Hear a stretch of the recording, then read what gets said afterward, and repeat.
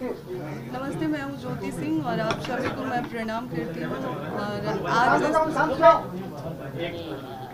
और आज जिस तरीके से जनता एकजुट होकर मेरे साथ खड़ी है, उसके लिए मैं दिल से आभार प्रकट करती हूँ कि आप लोग मेरे साथ इतनी मजबूती से खड़े हैं। और तभी मैं आज इतनी मजबूती से खुद को भी खड़े होके और अपनी बात रखने की हिम्मत दिखा पा रही हूँ। तो मुझे कुछ समय चाहिए 10 मिनट का, जहाँ पे मैं अपनी बात रख सकती हूँ। उसके बाद आप मीडिया कर्मी से जो भी आप लोगों का सवाल होगा आप लोग मुझसे पूछ सकते हैं, लेकिन 10 मिनट मुझे मेरी बात रखने के लिए मुझे समय दीजिए। तो जैसा कि पवन जी ने बताया है, मैं एक बार पवन जी का जो वो प्रेस कॉन्फ्रेंस करके उन्होंने इंटरव्यू दिया है, मैं वो वीडियो प्ले करके और उनके हर सवाल का जवाब देना चाहूँगी, क्योंकि मैं यहाँ पे कुछ भी उनके अगेंस्ट बात करने नहीं आई हूँ या फिर उनके लिए कुछ ऐसा नहीं बोलने आई हूँ। बस वो उन्होंने जो बात बोला है उसका जवाब देना चाहती हूँ मैं। तो एक मिनट सबके पास है एक्चुअली, आप बताएं आप अपना पक्ष रखें। जैसा कि थोड़ा सा तेज बोल दें क्योंकि अब माइक पंखा बंद कर दो भाई, पंखा बंद। जैसा कि थोड़ा सा ये भी लाउड बोलिए तो माइक में आवाज आ जाएगी। भाई भाषा नहीं छुपाए दे रही, मास्क का तो छुपाया है, आवाज ही नहीं आई। चलिए ठीक है शांत होकर पकड़ दीजिए। तो जैसा कि आप लोगों को पता है कि 5 तारीख को मैं पवन जी से मिलने उनके आवास पे पहुंची थी। वहाँ पे जब मैं पहुंची तो वहाँ पे कोई पुलिस, जैसा कि उन्होंने बोला था कि पहले से ही पुलिस वहाँ पे उनके भाई द्वारा बोला गया था कि वहाँ पे पहले से ही प्रशासन वहाँ पे थी, तो ऐसा कुछ नहीं था। मैं जब वहाँ पे पहुँची तो पहले हम लोगों ने गार्ड से पूछा, तो गार्ड ने ही हमें मना कर दिया कि नहीं, आपको ऊपर जाना अलाउ नहीं है, मना किया गया है।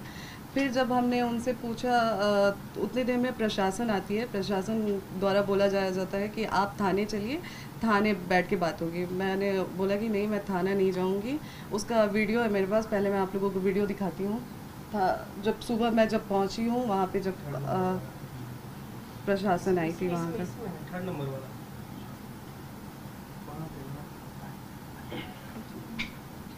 ये वीडियो है जो सुबह जब मेरे पहुंचने के बाद प्रशासन बुलाई गई।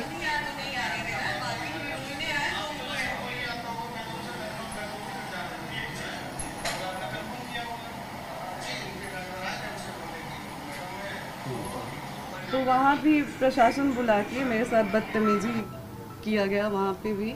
और पवन जी बोल रहे हैं कि जब मैं रूम में चली गई उसके बाद प्रशासन बुलाई गई, और ऋतिक जी कह रहे हैं कि हम लोगों ने पहले से प्रशासन सुबह से ही वहाँ पे प्रेजेंट थी।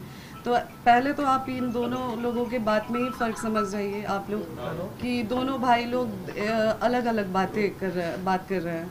और दूसरी बात कि चुनाव को लेके कि इतना आप गिर गई, तो चुनाव को लेके मैं गिरी।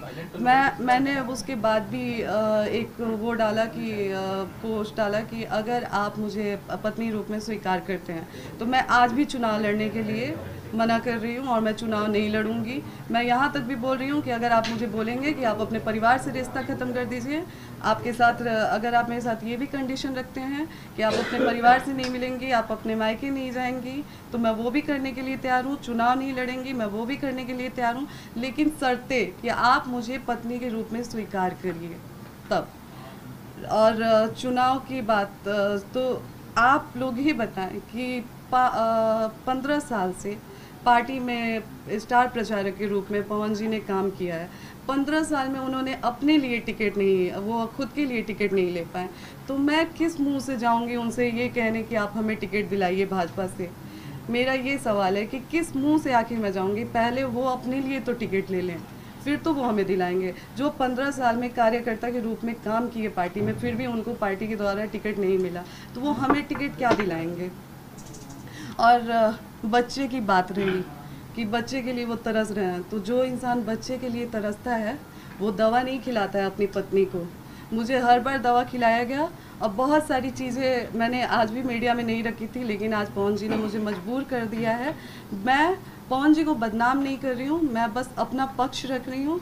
खुद के बारे में जो चीज़ें हैं वो मैं आज मीडिया में रख रही हूँ। पवन जी द्वारा मुझे जब दवा खिलाया जाता था, उस चीज़ के विरोध में जब मैं बोलती थी तो मुझे इतना टॉर्चर किया गया कि मैंने स्लीपिंग पिल्स खा लिया था, नींद की गोली, उस समय उनके भैया रानू भैया जी थे और उनके टीम मेंबर में से दीपक भैया थे, बिक्की जी थे। रात के 2 बजे वो लोग मुझे उठा के हॉस्पिटल ले गए और वहाँ पे मेरा इलाज हुआ। हॉस्पिटल का नाम मैं आपको दिखाती हूँ। कौन सी दवा देते थे ज्योति जी, बता सकती हैं क्या? जी वो जो गर्भपात का दवा खिलाते थे मुझे।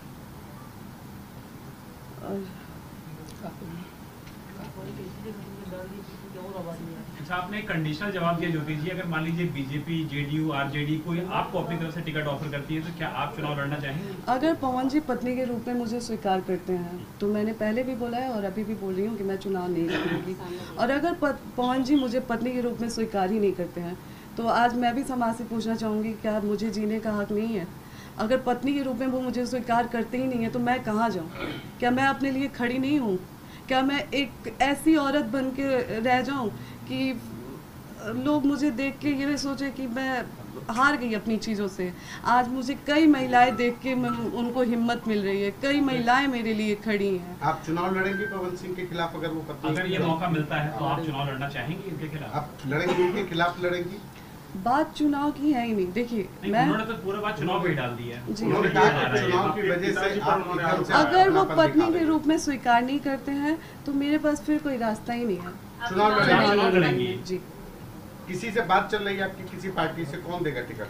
फिलहाल देखिए अभी तो कुछ टाइम से मैं यहीं पे हूँ, तो मेरा जो भी बातचीत हो रहा था वो अभी फिलहाल इन सब चीज़ों में इतनी बुरी तरह से मैं वो हो गई हूँ कि अभी फिलहाल मेरी किसी से कोई बातचीत नहीं है। नहीं, मेरा इंटेंशन ये नहीं है कि मुझे पवन जी के खिलाफ लड़ना है। बाकी पार्टी मुझे जहाँ से अगर लड़ाती है या फिर पार्टी टिकट देती है तो फिर जैसा पार्टी का आदेश होता है। जी मैंने बोला कि इतने टाइम में मेरी थोड़ी सी पार्टी से संपर्क टूट गई है जहाँ पे बातचीत।